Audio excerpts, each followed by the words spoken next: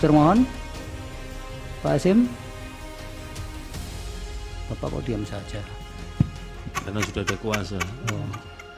Terima kasih.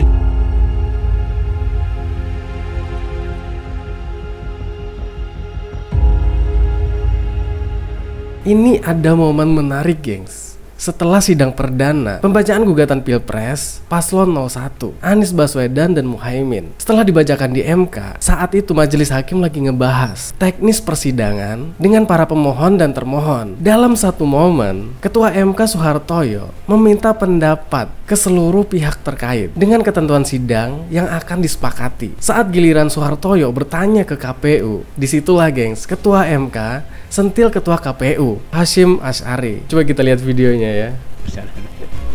Baik, terima kasih yang mulia. Baik, dari termohon, Pak Hasim, Bapak kok diam saja? Karena sudah ada kuasa. Terima kasih. Kalian tahu gak sih, Ketua KPU-nya gugup kayaknya ya. Pak Hasim, kok Bapak diam aja? Iya Pak, karena saya takut ketahuan bohongnya. Atau THR-nya belum cair ya kan? Tapi kalau menurut gue yang bikin salfok itu adalah para kuasa hukumnya, gengs. Ini parah banget sih ya. Ketua KPU-nya sendiri diketawain sama kuasa hukumnya sendiri. Ini kalau menurut gue, KPU dan 02 itu semakin panik. Karena kalau nggak panik nggak mungkin ya. Setiap usulan dari 01 itu selalu dihalang-halangi. Seperti persoalan usulan tim hukum Amin minta untuk menghadirkan 4 menteri, yaitu Menteri Sosial atau Bansos, Menteri Perdagangan, dan Menteri Koordinator Perekonomian. Harusnya yang respon itu adalah KPU, bukan 02. Tapi di sini kok malah 02 yang ngerespon gitu loh. Malah ngotot bilang tidak setuju dengan usulan menghadirkan 4 menteri tersebut.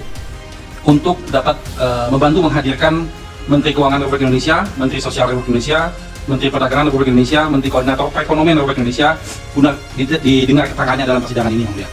Terima kasih, Yang Mulia. Ya, nanti kami bahas itu. 4 ya, 4 menteri ya? 4 menteri, Yang Mulia, betul.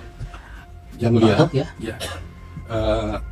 Semuanya nanti akan serahkan kepada keputusan Yang Mulia, tapi sehubungan dengan permohonan daripada 01 untuk memanggil dari pihak menteri dan sebagainya, kami hanya mohon dipertimbangkan saja bahwa mengingat ini bukan pengajuan perkara, ini bukan perkara pengajuan norma, tapi ini adalah satu sengketa, di mana menurut kami adalah berlaku asas actori in cubit probatio. Barang siapa yang membuktikan haknya maka dia harus berbukti daripada penggugat, maka pemohon, maka mungkin sebaiknya itu tidak diperlukan. Kedua, bahwa perlu juga dipertimbangkan relevansi daripada kehadiran pada menteri tersebut untuk perkara ini. Itu saja. Jelas kan, gengs? Gue nggak tahu juga sih ya, apa takut terbongkar atau gimana gitu loh. Apa mungkin karena mereka tuh kaget ya? Karena apa? Ya karena yang digugat itu adalah prosesnya, gengs, bukan hasilnya. Itulah yang mungkin membuat kuasa hukumnya tuh tidak siap ya dengan sidang MK kemarin. Ya karena ini, geng, mungkin yang mereka pikir yang digugat adalah soal perselisihan angka, tapi ternyata justru malah prosesnya. Kan jadi pusing 7 keliling mereka, sampai mereka tuh meminta waktu untuk menjawab. Jadi gini ya, sekarang tuh bukan lagi persoalan menang atau kalah, tapi ini soal penyelamatan demokrasi, gengs, yang udah diperjuangkan penuh darah, rusak karena cawe-cawe penguasa. Kalau emang kuasa hukum 02 itu pengacara kelas kakap, harusnya jawab aja.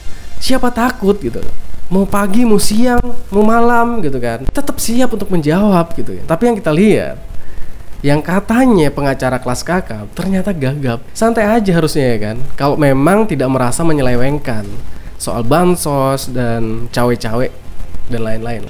Terima kasih Yang Mulia.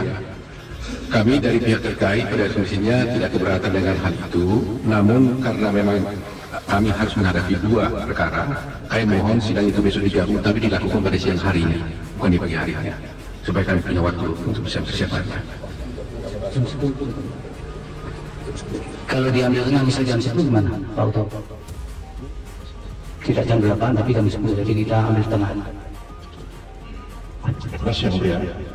Oleh karena memang kami menerima salinan dari perempuan ini berbeda waktunya dan berbeda waktu pula, kami harus mempersiapkan jawaban. Saya kira tidak sepantasnya kalau permohonan yang kita terima dalam waktu yang berbeda, tapi kalau harus menjawab pada waktu yang sama, kecuali kami diberikan kesempatan memberikan jawaban sama dengan mengacu kepada permohonan yang kedua yang belakangan kami terima. Itu baru harus ada namanya. Jadi tidaknya siang ya? Ya, prinsipnya kami sepakat, tapi kalau kami tidak siang hari begitu, Ya harusnya malu sih ya kuasa hukum 02. Kemarin mereka dengan yakin mengatakan gugatan 01 itu cengeng, dan mereka yakin siap mengajukan ke MK sebagai pihak terkait. Begitu sidang perdana pendahuluan, malah minta waktu besoknya. Dari sini aja dipertanyakan ya kelasnya. Sebenarnya siap gak sih kubu 02 untuk sidang gitu. Ya mungkin ini aja untuk pembahasan video kali ini. Thanks buat teman-teman yang udah mampir. Jangan lupa like, comment, dan subscribe. Assalamualaikum warahmatullahi wabarakatuh.